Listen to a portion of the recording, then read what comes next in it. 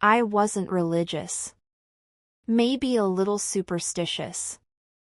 I kept the dried clover in my purse, even though I never believed it brought good luck. My mother sometimes prayed for me, and I let her go because it was easier that way. I've always taken the easier route. My name is Ashley Morgan. I'm 32. I lived in Kansas City and worked as an accountant for a firm whose name even sounded boring, Midwest Equity Services. There was no husband, no children, and no particularly high-profile tragedies. Life flowed like linoleum in an old office, dull, smooth, and a little slippery. Until one Thursday. I was driving along I-70, about 20 miles from home. It was dark, late, and I was yawning a little. The radio was playing some old country song I'd never liked. Then, a flash of light. Or maybe it was just a van running into the street. The impact wasn't loud. It was muffled, like a slap on the belly of a large fish. The body recoiled. Cobwebs cracked the windshield. Then nothing. No pain, no light. Simply the absence of everything. I didn't open my eyes. I just happened to be somewhere else. At first I thought it was a hospital. But it was too quiet. Not clinical silence, eternal. The one inside the coffin, if you can still hear. I was standing barefoot on a surface that didn't look like earth. Something between ash and glass. It was warm underfoot, but not hot. The horizon is infinitely flat in front of me. And the sky, it was strange. Not black, not starry. It was as if it were the backdrop of a theater, drawn with a not very confident hand. Layer by layer, with blurred borders. I didn't feel afraid. No joy. Nothing. Just worry, like I was late for something important. Or she shouldn't have been here. And then I heard a sound. It didn't come from outside. Rather, from within the space. A dull rumble, as if someone were rubbing two copper plates together thousands of miles away. Still, I knew it was coming. Figures began to appear over the horizon, as if from the very crease of the world. At first they looked human. Tall, elongated silhouettes, almost transparent, like footprints on the water surface. But the closer they got, the less human they were. They had no faces. Just forked shadows where the eyes should be, and curves where the arms should be. They didn't walk, they slid. Their movements were synchronized, like those of ants. Only the ants don't look at you, as if they remember all your secret thoughts. I wanted to retreat, to scream, to do something. But my body wouldn't listen. Only a voice inside, not mine, whispered. Look. While you can. And I watched. At the way one of the silhouettes came up close to me. Even though he didn't have a mouth, I knew he was smiling. He raised a hand, or whatever it was, and pointed behind me. I turned around. And for the first time, I felt a panicked chill. The sky began to crack. Slowly, like ice bursting on a river in spring. Cracks opened in the sky, and light came out of them, not white, not bright, but alive. He was breathing, he knew. Light was consciousness, not an element. And then, through the cracks in the sky shell, other entities began to enter. First, the figures, shining like hot metal. Humanoid, but not human. They were hot, not physically, but mentally. It was impossible to lie to them. When you were around them, you felt the full force of your actions, even those that you didn't consider evil. And these entities were heading for the shadows. Not for battle. For the last evaluation. I didn't know where I was. But then I realized, I'm not dead. I was brought here to see. To be a witness. And the last thing I saw before I woke up in the ICU was a silhouette standing over the whole field. It was as calm as the center of a hurricane. And from him came the knowledge, not yet the end, but soon. I vomited back into my body along with a scream. I felt like I was still burning from the inside out. That the world around us is a decoration. And the real reality remained there, beyond the cracks in the sky. I woke up in the hospital room. White walls. The smell of antiseptic. The nurse's voice, as warm as the evening radio, said everything was going to be all right. But I didn't feel like everything was going well. I felt like I was back in the wrong place. The doctors called it a miracle. A head-on collision, a traumatic brain injury, a cardiac arrest for almost 3 minutes, and now I'm conscious, I can talk, I can even move my fingers. You made it, Miss Morgan, the doctor said, and his smile was tired, human. I nodded. Because telling the truth would be stupid. What should I have said? That I saw cracks in the sky release forms of light and darkness? That I was being viewed by an entity that had no face, but knew my every lie, every thought at midnight? They wouldn't give me a statement, but a diagnosis. There were flowers from my mother and a note from a friend I hadn't seen in almost a year.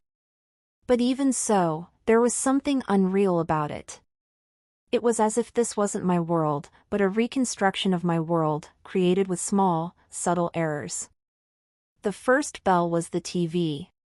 In the evening, the nurse turned on the news automatically, like a background. The reporter was talking about a solar flare, but his voice suddenly faltered, as if he had stuttered on the air. The screen flickered for a second.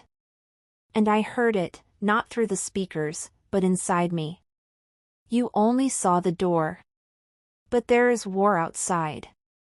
It started without ads. I turned around. No one heard it. Just me. My heart pounded in my stomach like a fist. The next day, a priest came in, a hospital chaplain, young, red-haired, with eyes that looked too soft. He offered to pray. I agreed so it wouldn't be awkward. But when he took my hand, his face suddenly paled. What are you? He paused, his eyes widening. I'm sorry. It feels like you've been somewhere where time doesn't go by. I jerked my hand away. He apologized, smiled, and joked the way people do when they feel stupid. But I could see that he felt the rest of it. I was discharged a week later. And everything seems to be working out. But it got better doesn't mean it came back. For the first few days, I noticed that things weren't moving as they should. The cup slid a little farther down the table than it had before. The clock sometimes stopped at 3:33 and didn't move for a few seconds before returning to running. And most importantly, sleep. I woke up feeling like I was somewhere in between. Not in a dream, but in a corridor. Where they whispered. Where I saw others, not people, but former people. Those who died but didn't leave. One day, as I was walking outside, I met a strange woman in her 50s, wearing a simple shirt and jeans. She came too close, held her gaze, and whispered. You shouldn't have come back. She walked on as if nothing had happened. I turned to follow her, but there was no one else on the sidewalk. Then the sensations began. Not memories, but echoes. Sometimes I felt like I was standing on that empty plane again. The smell of ash. A thin beep in my ears, like an old TV. And behind his closed eyes, figures slowly approaching. They waited. I didn't know what. But I knew I wasn't just a witness. I am a living crack in the veil. A few weeks after I was discharged, I started writing dreams. Not because they were strange, though that was also the case, but because they were coming back. The same dream over and over, with subtle variations. I'm standing in a huge library. But instead of books, mirrors. Thousands of mirrors, each with a reflection that isn't mine. The people in these mirrors look at me, some with pity, some with horror. Once I saw a reflection that screamed, but its lips didn't move. On the surface of the glass, the dust in which I write. I'm here. And that's when I started looking. Not God. Not an answer. And others who saw it too. I started an anonymous account on Reddit. Created a branch. Has anyone experienced clinical death and felt that something came back with you? A few hours later, the first response came. Then another. And more. Soon I was getting emails every day. People from different states. Different ages. Different views. But each of them told the same thing in different words. I'm back, but not alone. Sometimes I hear singing, as if from inside my own head. Since then, everything in the world seems fake. It's like I'm in a copy. A guy from Colorado who survived a cardiac arrest wrote to me. Have you ever felt that God is gone and something else has taken his place? We started making phone calls, first in Zoom, then switched to secure chats. There were 6 of us. Stephen is from Ohio. Maria is from Texas. Joan from New York. Amber is from Seattle. Thomas, who was known to everyone as T, was from Georgia. And I. They all saw different scenes, but the feeling was the same. They weren't dreams, they were warnings. It's like God showed us a rough draft of the future, Maria once said.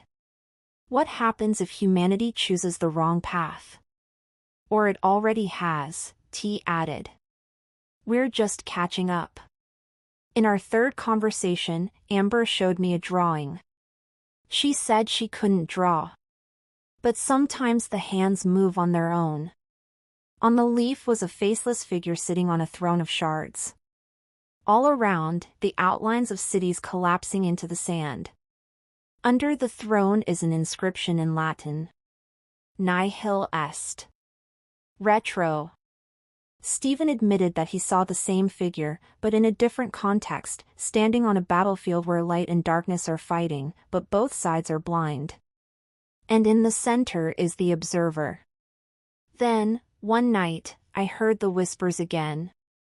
But now it didn't come from within. He was outside my apartment door. An ordinary door. Lock, chain. But then there are footsteps.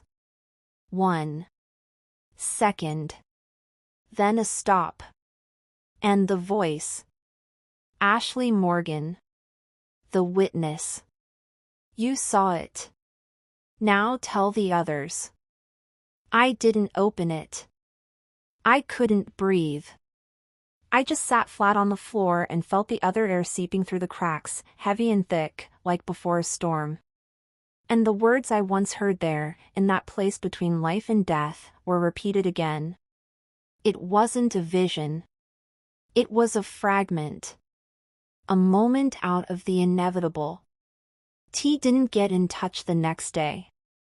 2 days later, his mother, who we contacted through Amber, said, Thomas is gone. No sign of him. The door was closed from the inside. The cameras didn't record anything. Now there are 5 of us. And each of us feels that the surveillance has begun. We saw something. But this something saw us in return. I hadn't slept in 3 days when T disappeared. At first, from anxiety. Then out of fear. But on the 4th night, I realized that if I fell asleep, they would come closer. I say they, but I still don't know who they are. Or what. They're not ghosts. Not demons. It's something ancient and mechanical, as if the very fabric of reality wants to pull me back to the place I escaped from. It was then that the gaps in time began. One day I went out for coffee. The path is painfully familiar, down the stairs, left, across the street, to a coffee shop with a wooden sign. But on the way, I saw a car parked at the intersection. Just like my father's, who died when I was 10.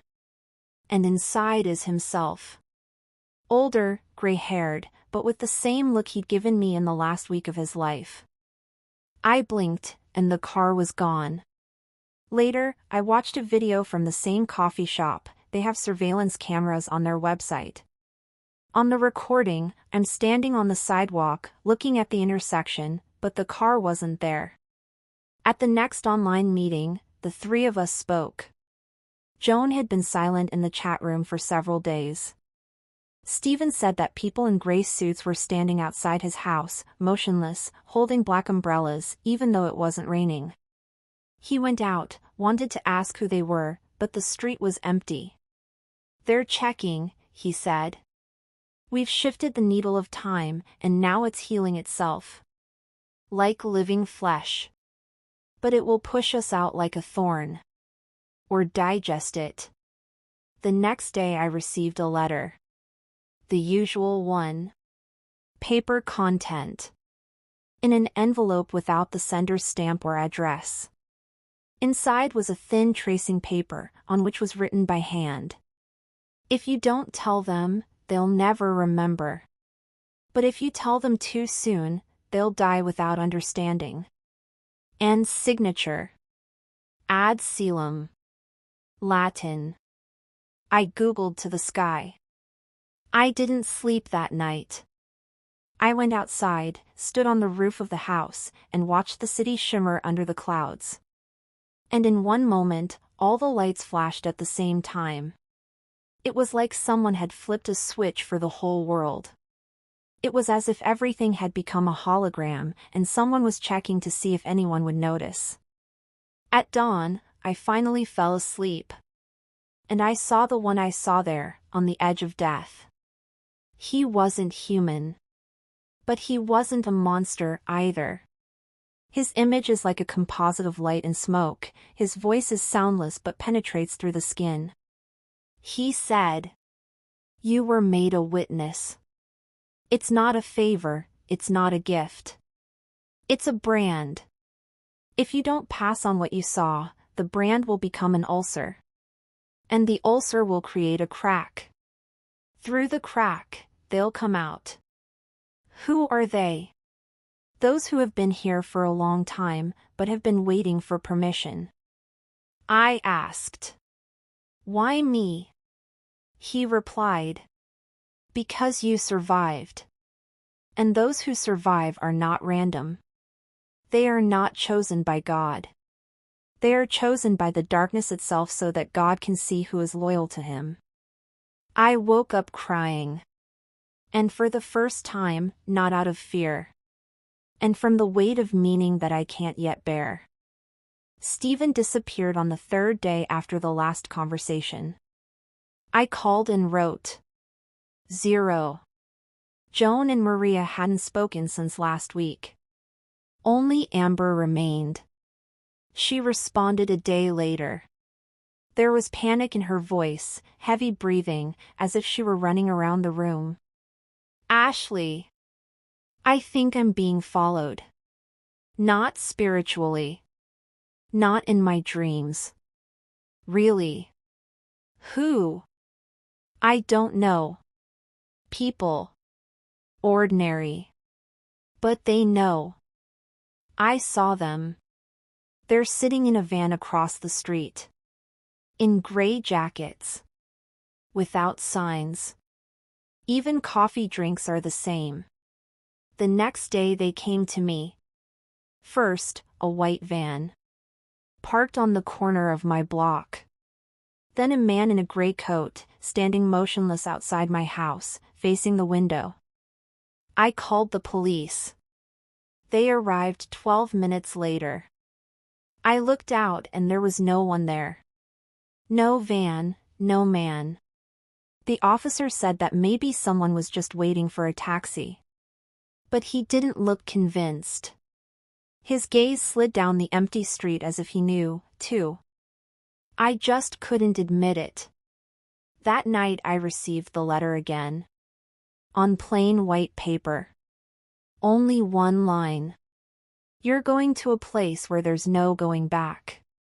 But it's not your choice. On the back is a symbol that looks like a ring with an arrow piercing a circle. I Googled it. Nothing. The next day, I went to the local college library. I decided to go through the old records of clinical death survivors. In the psychiatry section, oddly enough, there was a whole section about transcendental phenomena of survivors. I found an article from 1992. Written by a woman named Dr. Briers. The article mentioned the term. Reverse memory projection is a phenomenon when a person pulls out images from the afterlife experience that have not yet occurred. In the margins, a handwritten comment in a different ink color. The projection is being blocked. Blocking is built in. Someone doesn't want to be remembered. As I was leaving the library, an elderly man stopped me. He looked to be in his 70s, wearing a tweed jacket and walking stick. He was holding a folder containing a yellowed envelope. He handed it to me. You? I asked. Who are you? He smiled, but his eyes were completely lifeless. We're watching. But not all of us agree to remain silent. He left without another word. Inside the envelope was a note. Those who survived are called windows. What should have been left on the other side can be seen through them. If you are seen, all is not lost. If they stop seeing you, run. I closed all the windows that night. I turned off my phone. She was sitting with a kitchen knife in her hands. Not because she was afraid of being attacked. I was afraid that reality would recede again, like water before a tsunami. And I will find myself back where the twilight is and the throne of bones, and beneath it 1,000 souls whisper. Amber disappeared 2 days later. I'm alone now. But I feel that someone is watching anyway. Dr. Briers' name stuck in my head like a splinter. I found an old address attached to the university archives. The place was called the Farrar Institute for Memory and the Transcendental Psyche. Abandoned since 2004. But the note at the bottom said she was alive. Somewhere in Maine. I went. The journey took 8 hours. All the while, I felt like the space around me was taking shape from my thoughts. The radio was silent. GPS lagged. Identical trucks passed by, with empty plates. It's the same every time. I turned off the highway and stopped. She's out. Something hissed under the hood. I picked it up, and there was a paper bundle where the engine should have been. Inside is a piece of map with a hand drawn in chalk. The finger pointed towards the forest. I reached the old house by the lake. It looked deserted, but a light flickered in the window. I knocked on the door. The door opened of its own accord. Inside, it smelled of dusty books, wax, and something iron. Briers was sitting in a chair by the window. He looked to be in his 80s. Her hair is white and tied in a bun. Eyes like those who have stared at one place for too long and once saw something that broke the world. You're one of the ones who came back, she said without looking up. Yes. They've started opening, then. People like you are windows. But not all windows lead to paradise. Sometimes they're like wounds. Through them comes out what was locked. I sat down across from him. I thought God was a test. What I should tell you, warn you about. God speaks in the first words. The latter, for the world. And the world is dying now, Ashley. It rots from the inside out. Can you feel it? I was silent. You've seen the throne, haven't you? Bones, whispers. I nodded. This isn't hell. This is the waiting room. People who have died, many of them are not sent immediately. They are ordered to wait. Wait for what? She looked at me, and I saw something in her eyes that words couldn't describe. An order. The battle is already underway. Not where they're looking for her. Who's fighting? Briers got up slowly, went to the cabinet, and pulled out an old map. It shows zones around the world marked with symbols, a circle punctured by an arrow. These are knots, she said. Places where the fine line breaks. Where the waiting ones can get in. And what do? They inspire. Thoughts, fears, and ideas. Sometimes they come in. Not completely. But enough to distort a person. Obsession? No. Changing the essence. She put her hand on my shoulder. You're still clean. But you won't stay long. You saw it. And they will come for it. I could feel the air getting thicker. The wind hit the windows. She whispered. You have to go there again. Not by accident. But consciously. And bring what was forbidden to take out. What? The word. Primary. Code that controls the doors. It's long lost, but if you find it, some souls will be released. And the others? She looked at me sadly. The rest will burn when the door opens. When I left, she gave me the key. It was cold, black metal, with symbols carved into it. It's not from the castle. It's from memory, she said. When you're ready, you'll remember where to put it. I was coming home at night. In the rearview mirror, I saw a man in gray sitting in the back seat. I turned around and saw no one. But the key felt warm in my hand. I went to bed with my clothes on and the key in my hand.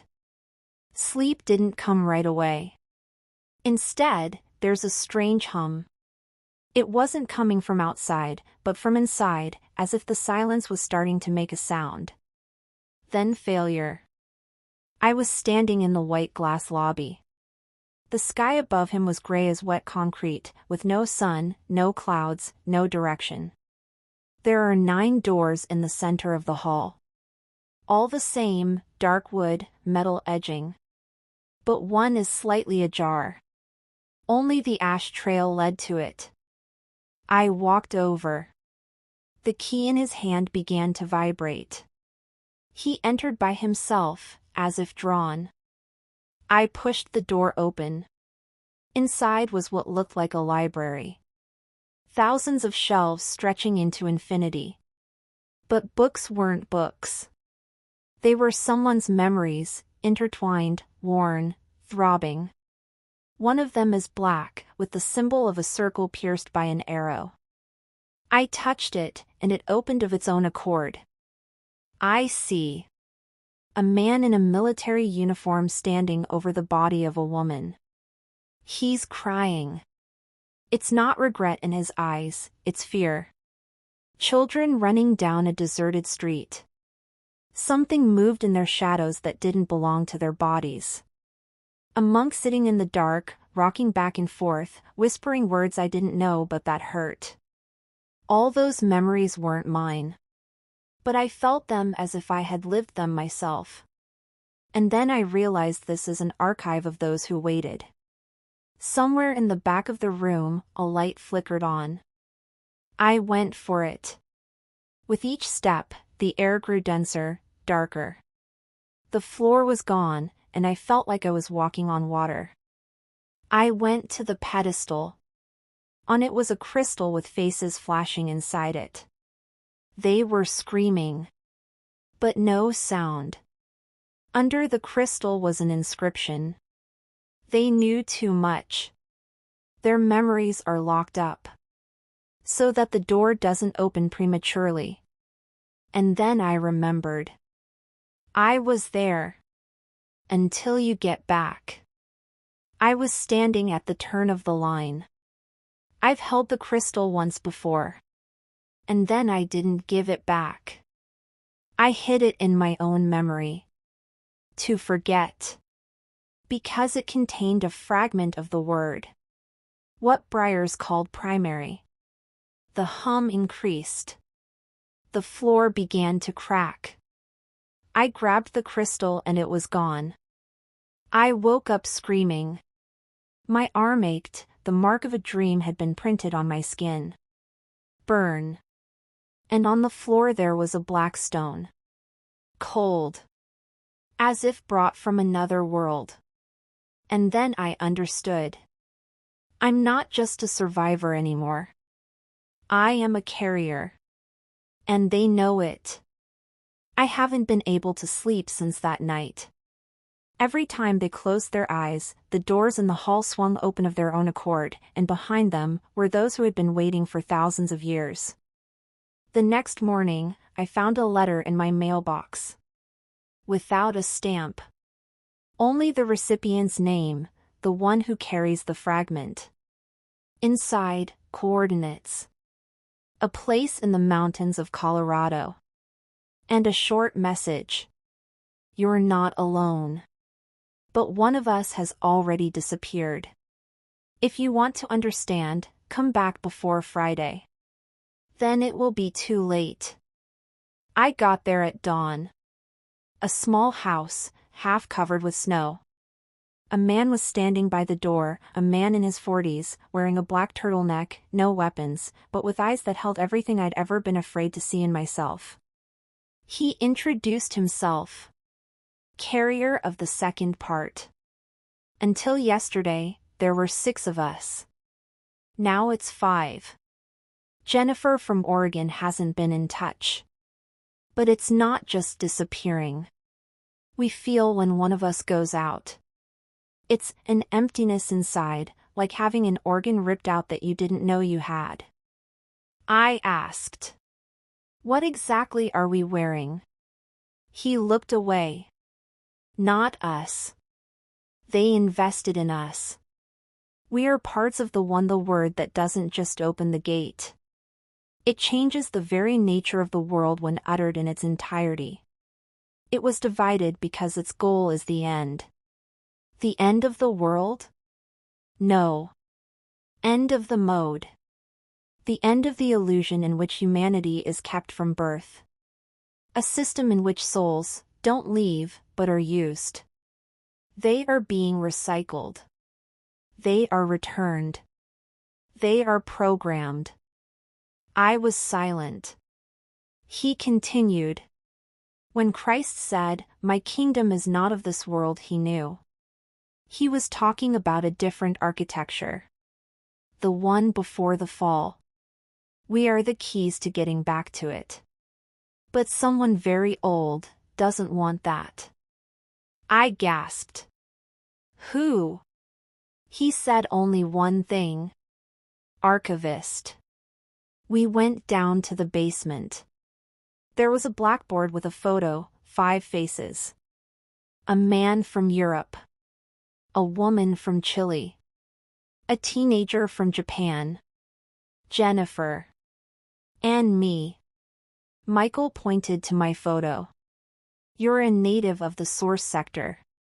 You store the first fragment, the image of the beginning, the first command. The emanation of desire. This is the most important part. Without it, everything else is just chaos. He pointed to himself. I'm resonance. Bridge. I know how to find others.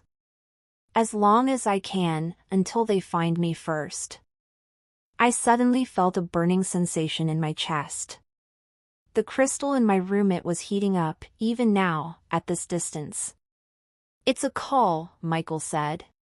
He can sense when we're getting closer. And then, he walks in. At night, we heard the first signal. The sound was faint, almost imperceptible, as if someone at the other end of the tunnel had said your name and was waiting for an answer. Michael's nose started to bleed. He collapsed to his knees. I tried to help, but he shouted, "Don't touch me! If you give a part of yourself now, it will enter you." Light came out of his back. But not warm. Cold. Dry. Like a morgue lamp. A silhouette emerged from the shadows of the stairs. Tall. Without a face. On the chest, the sign of a circle pierced by an arrow. I knew who it was. Archivist. He wasn't coming. It was sliding. And with each passing inch, the air was getting heavier, as if there was less time in the room. He was talking, but inside his head. You don't have to remember. Not you, not them. You are damaged vessels. Refund, cancelled. I screamed. Who are you? And he said.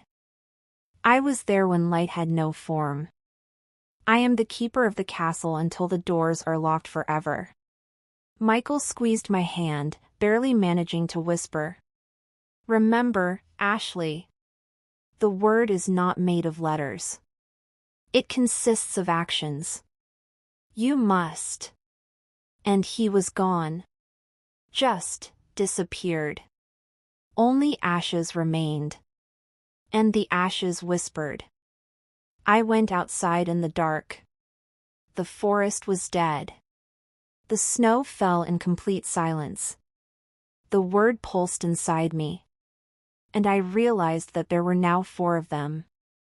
And if I delay, we'll be left alone. And the archivist will pick us up one by one. I got to Arizona in 2 days. The place was called Silent Hollow. Nothing on the maps. In reality, a crater, in the middle of which stood a glass dome. It throbbed like a heart. There were already 3 people there. Lucy is a young woman from Chile, with eyes that reflected fire. James is a sullen teenager with a tattoo of a staircase leading to nowhere. And Samuel, a former priest, silent but with hands that radiated warmth. We didn't talk.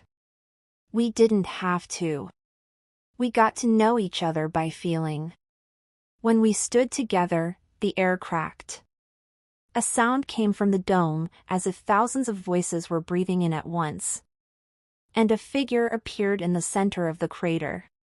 Not an archivist. Not God. Something ancient, even before the distinction between good and evil. He said, "The summons is fulfilled. Only the memory remained. Any of you who enter will lose your name. But it will open it. The limit." We exchanged glances. I stepped forward first. Because I'd been there once before, and I'd turned my back. Not right now. There was nothing inside the dome. No walls. No gender.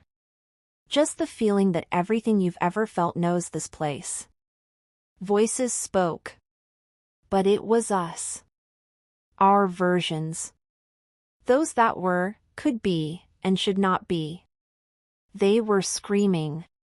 They begged me to come back. I walked forward.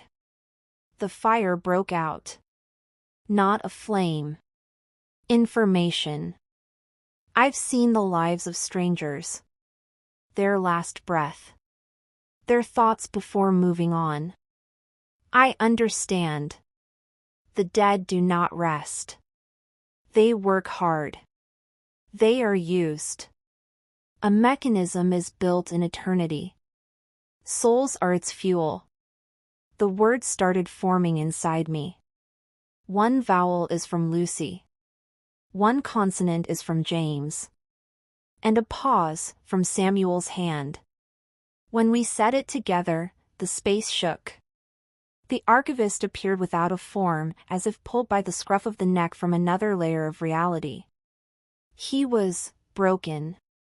He didn't scream. He was crying. He knew he'd lost. I just kept it. So that you don't get burned out too soon. But now it's too late. The word is spoken. Everything was gone. I opened my eyes in the hospital bed. The monitors were beeping. The nurse was shouting something. The doctors rushed into the room. I just smiled. Because for the first time in my life, the silence was real. Later, I met Lucy again. In a crowded cafe. We talked about the weather, politics, and our new life.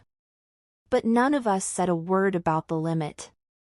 Because he's still here. Not destroyed. Just open. And one day someone else will hear the call. This story is not a prophecy. This is a reminder. That death is not the end. That a word is not a sound. And the limit is not the enemy.